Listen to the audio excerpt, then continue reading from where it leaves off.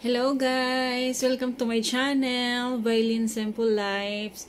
So ayun po guys, ngayon na lang po ako mag-i-intro kasi kanina sa dami pong ganap, nakalimutan ko po mag-intro. So ayun po, nagpunta po kami ng Quiapo Church at salamat naman nakaabot kami sa misa.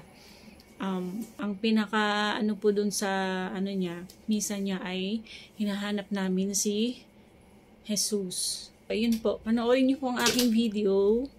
At pakinggan nyo na rin po yung yung humili ni Father. Ang ganda po.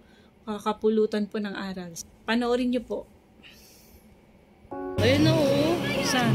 Live po. Ay, may nagkakayatan. Ay, may nagkakayatan. Naka-replay lang yan. Naka-replay? Oo.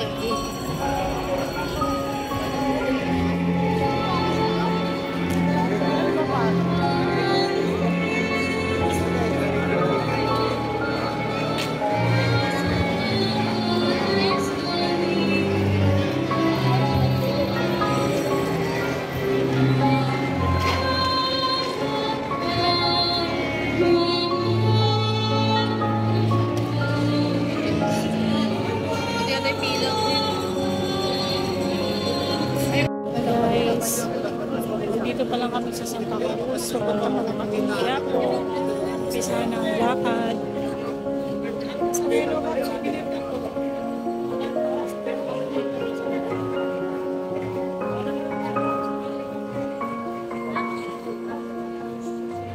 Union Station.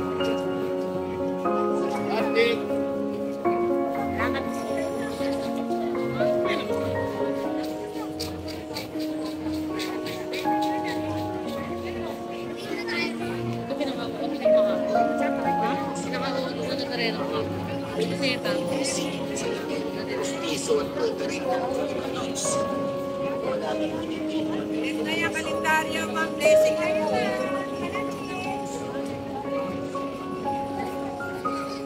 Ang daming tao.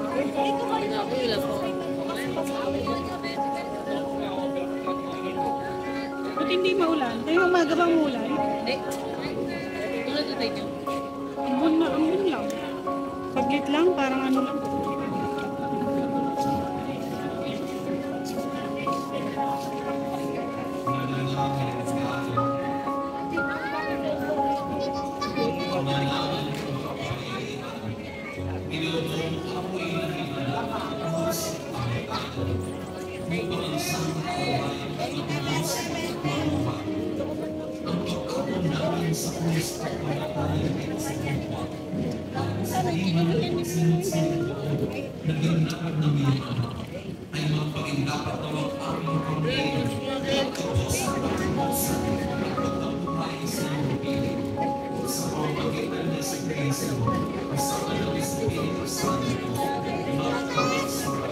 Iba dito na live dito sa labas. Oo.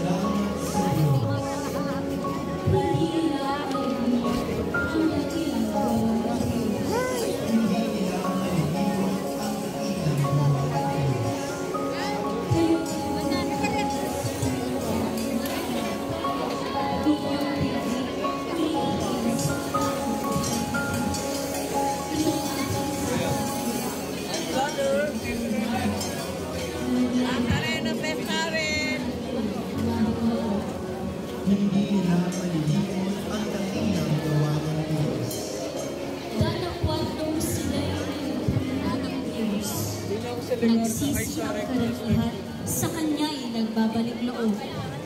Noon nila nagunitang ang sanggalang nila'y ang Diyos. Ang kataas-taasang Diyos ay kanilang malulubos.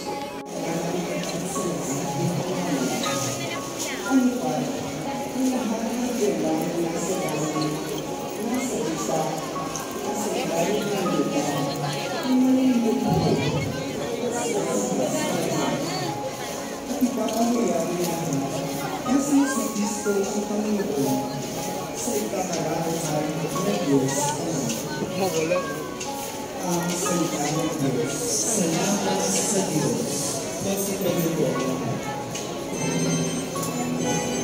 Mas nakaumpisa lang din pala ng misa. Ha?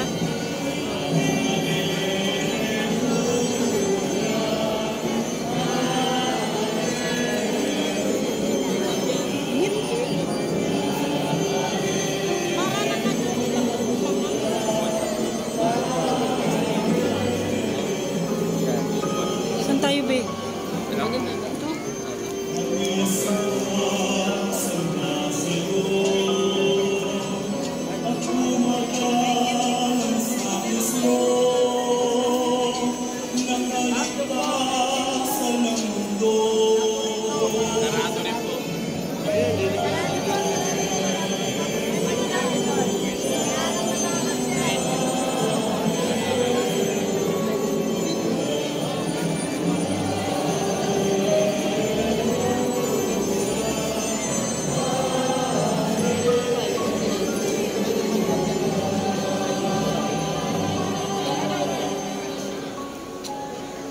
Sumainyo ang Panginoon. Ang mabuting balita ng Panginoon ayon kay San Juan. Pagkaya ay hindi mapahamak, kundi magkaroon ng buhay na walang hanggan. Sapagat sinugon ng Diyos ang kanyang anak, hindi upang hatulang maparusahan ang sanglibutan, kundi upang iligtas ito sa pamamagitan niya. Ang mabuting balita ng ating kaligtasan. Pinupuri na namin Panginoon Kristo. Magsimulat lahat. Viva Poong Jesus Nazareno! Viva! Viva Poong Jesus Nazareno! Viva! Ito po ang pang-alas-3 na misa. Meron pa po tayo ilang misa hanggang alas 11 mamayang gabi. At balita ko po ayon sa mga marites, ang mahal na Poong Senyor ay nasa dungaw na. Nakita na sila ng mahal na ina. Palakpakan natin ang dungaw. Ang mahal na Poong at ng mahal na Senyor. Ako po si Father Jason Laguerta. Parish Priest po ako sa Santa Maria Goretti sa Mayuan Avenue. Dito lang po sa May Paco. Viva Poong Jesus Nazareno! Viva! Kasama natin ang ating deaf community. Magandang hapon sa inyo sa ating deaf community. Palakpakan na natin ang ating deaf community.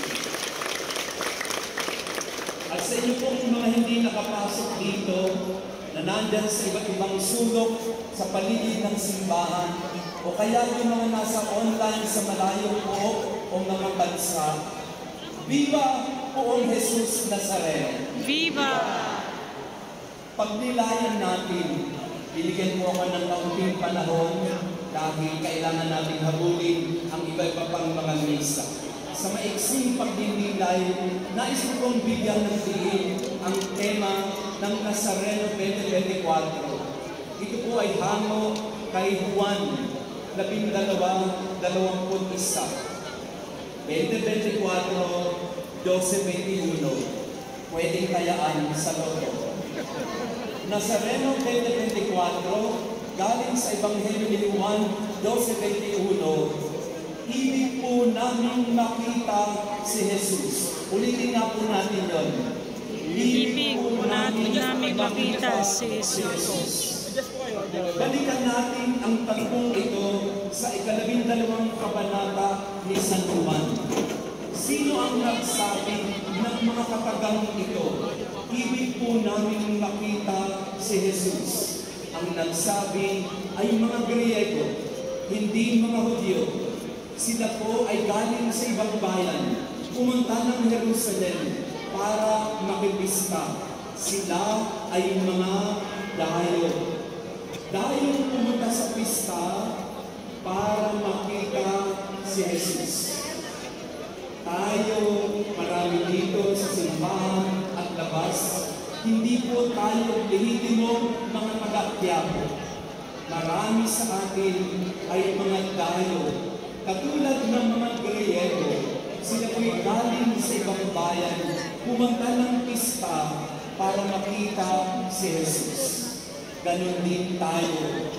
Galing sa iba't ibang pook, narito tayo para makita si Jesus. Pangalawa, kung babalikan mo ang tatlong ito, ang kausap ng mga Griego, ang kausap ng mga dayo ay hindi si Jesus. Ang kausap ng mga Griego ay si Felipe at si Andres. Nakikiusap sila sa dalawang apostol na ito, dalhin mo kami kay Jesus. Ipakita niyo sa atin nasaan si Jesus. Unang elemento ng ating tema, mga dayo galing sa ibang bayan. Pangalawang elemento ng ating tema, hindi si Jesus ang kausap ng mga naghahanap, kung hindi mga alagad na nagdala sa kanila kay Jesus. Pangatlong elemento ng ating tema, nung nilapit na sila kay Jesus, ano ang tugon ni Jesus sa mga naghahanap sa Kanya? Hindi sinabi ni Jesus na, kumusta kayo dyan? Okay naman kayo dyan? Hindi. Ang sagot ni Jesus sa mga naghahanap sa Kanya, dumating na ang oras upang buwalhatiin ang anak ng tao. Pakatandaan ninyo, hanggat hindi nahuhulog sa lupa ang buting ng trigo at mamatay, mananatili itong mag-iisa. Ngunit kung ito'y mamatay, mamumunga ito ng sagana. Nung kinausap ng mga naghahanap na dayuhan si Jesus, ang sagot ni Jesus ay ganito, gusto niyo talaga akong makita? Pues, maging handa kayo na iuhulog kayo sa lupa, kayo ay ibigin mamamatay para kayo ay bigyan ng bagong buhay. Ibig sabihin, sa lahat ng mga naghahanap kay Jesus, kailangan tandaan natin at buksan ang ating isip na hindi tayo bibigyan ng masarap na higaan ni Jesus. Bakit kayo narito? Bakit tayo naghahanap kay Jesus? Ang unang dahilan kung bakit tayo naghahanap kay Jesus, kasi tayo ay may pangangailangan. Bakit hinanap ng mga Griego si Jesus? Kasi siguro mayroong may sakit ang gusto nilang mapagawa. Bakit natin hinahanap si Jesus? Siguro sa oras na ito, meron kayong gusto na ilapit kay Jesus. Sige lang po. Gamitin natin ang pagkakataong ito, lumapit tayo kay Jesus. Sabihin natin sa Kanya ang ating mga pangangailangan. Nagkaramdaman ka ba? Hindi mo kay Jesus ang kagalingan. May problema ba sa pamilya o trabaho? Hindi mo kay Jesus ang solusyon. Meron ka bang nararamdaman mga takot at pangamba? Hindi mo kay Jesus ang kapayapaan. Sa mga naghahanap kay Jesus, ang daladala natin ay pangangailangan. Pero hindi tayo natitigil sa pangangailangan. Mula sa pangangailangan, tayo ay namamanata. Sa paghahain natin kay Jesus ng ating mga gustong mangyari, namamanata tayo, nagdedebosyon tayo ng may pagtitiwala. At nagtitiwala tayo na kaya tayong tulungan ni Jesus. Nabibigyan niya tayo ng liwanag. Hindi niya tayo itataboy. Hindi niya tayo ililigaw. Tatanggapin niya tayo at bibigyan niya tayo ng kasagutan. Mula sa pangangailangan, tumutungo tayo sa pamamanata hanggang dumami tayo sa pananagutan. Ang isang deboto ng Nazareno nagsisimula sa pangangailangan, pero papasok siya sa pamamanata ng may pagtitiwala hanggang siya'y maging isang alagad na may pananagutan. Yun po ang tema ng ating taon, debosyon, traslasyon, misyon. Tayong mga deboto ng mahal na poong Nazareno, nagsisimula sa pangangailangan, tumutungo sa pananagutan, dahil tayo ay hindi lang basta debotong nangangailangan. Tayo rin ay mga namamanatang may pananagutan. Gusto mong makita si Jesus? Maghanda ka na yakapin din ang daladala niyang krus sa araw-araw. Nais ko pong bakasan ang maiksing pagdidilay sa isang karanasan. Paano ko po nakita sa aking buhay ang pangangailangan, ang pamamanata, at ang pananagutan? Ako po ay isang deboto ng mahal na Senyor. Dati po kami nakatira dito sa may Quiapo, sa may Siret. Ang aming pong pamilya ay deboto ng Senyor. Dumating po sa punto ng buhay natin na nagkasakit ng malubha ang aking nanay noong 2010. Ang parish priest ng Quiapo noon ay si Monsignor Clem. Nung na-diagnose po ang nanay ko ng stage 4 gastric cancer, ang unang ginalingan ko ay ang kamay ng Senyor. Ang sabi ko noon kay Monsignor Clem, Mons, stage 4 po ang nanay ko. Pahiram naman ang kamay ng Senyor. Ihahagos ko lang sa kanyang siya. Nangangailangan kaming pamilya at binigay sa amin ang kamay ng Senyor. Inihapos ko sa tiyan ng nanay ko nung naramdaman niya ang kamay ng Nazareno. Ang nanay ko po'y napalighay, naginhawaan sa kanyang gastric cancer. At alam po ninyo ang himalang nangyari, hindi po gumaling ang nanay ko dahil siya'y namatay din. Nung nakaplos ng Senyor, ang tiyan ng nanay ko, napautot po siya. Sa isang gastric cancer patient, ang makalighay, ang makautot, ay isang malaking kaginhawaan. Nangangailangan kami, pinakinggan kami ng Senyor, binigyan ng kaginhawaan ng nanay ko.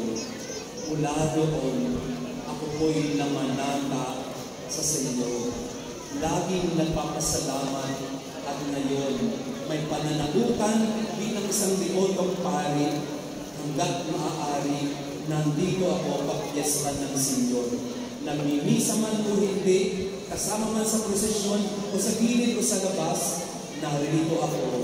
Sapagat minsan ako'y nangailangan, pinakinggan ako ng Senyor. Kaya ako'y namamanata at may pananagutan. Viva o Senyor Nazareno! Viva! Ikaw ay nangangailangan, lumapit ka kay Senyor. Pero huwag ka lang tumigil sa pangangailangan. Mamanata ka ng may pagtitiwala at managot ka.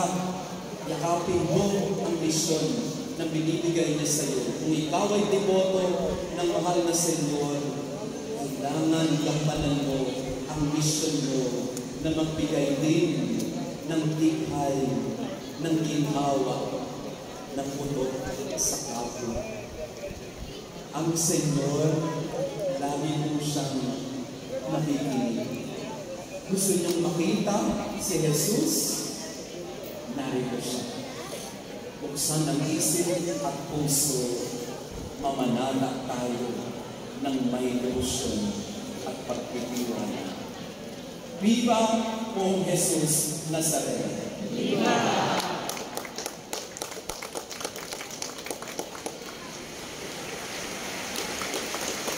Magsikalina po ang lahat.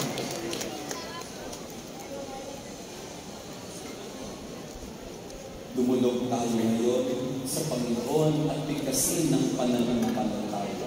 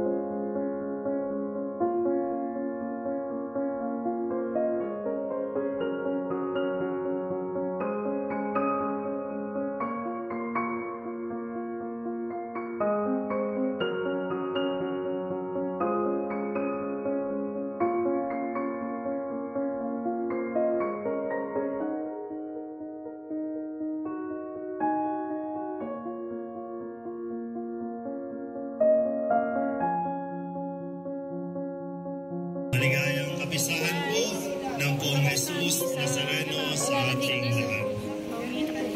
Mga kapatid, manalangin tayo. Ama naming makapangyarihan, niloob mong akuin ng iyong anak ang krus at kamatayan upang ang sangkatauhay matubos at mabuhay. Ang pag-ako namin sa krus at kamatayan dito sa lupa ayon sa diwa ng pagsunod sa iyong loob na ginanap ng iyong anak ay magpagindapat nawang aming kamtin ang lubos sa katubusan at pagkabuhay sa iyong piling sa pamamagitan ni Jesucristo. Magsiupo po muna ang lahat. Pagbasa mula sa aklat ng mga bilang. Noong mga araw na iyon, nainip ang mga tao sa pasikot-sikot na paglalakbay. Nagreklamo sila kay Moises. Inialis mo ba kami sa Ehipto para patayin sa ilang na ito? Wala kaming makain ni mainom. Sawa na kami sa walang kwentang pagkain ito.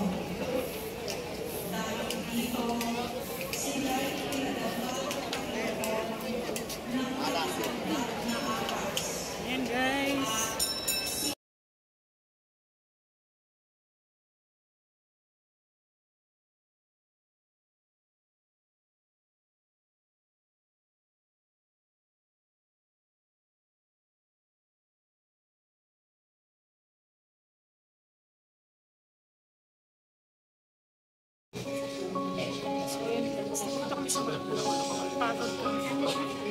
Napagod at nagutom kahit nakapagod.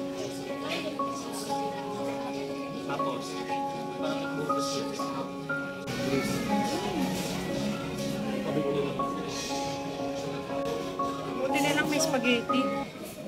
Walang burger. Walang burger, guys. Naubos.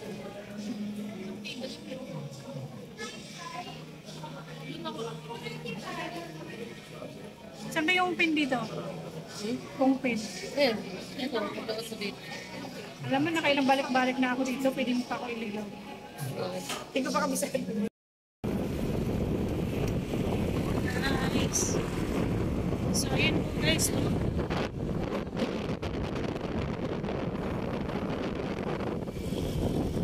Time check po. 4:36 na po. So, pauwi po kami. Tapos na po kami magsimba. Nakaabot po kami. Salamat sa Diyos. Nakaabot po kami sa Misa guys. At natapos din po namin.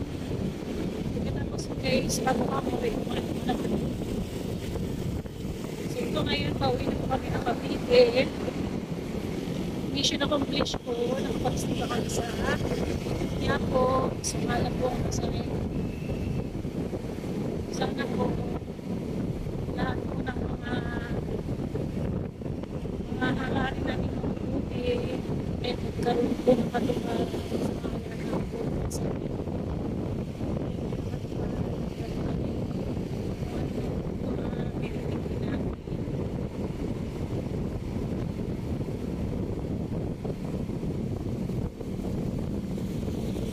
Pagkakalain na tayo ng so yun po guys, no? Salamat naman at medyo mabulang-bulang ng konti kanina. Hindi naman tumuloy. Wala. Kaya pa ang patuloy namin ngayon walang.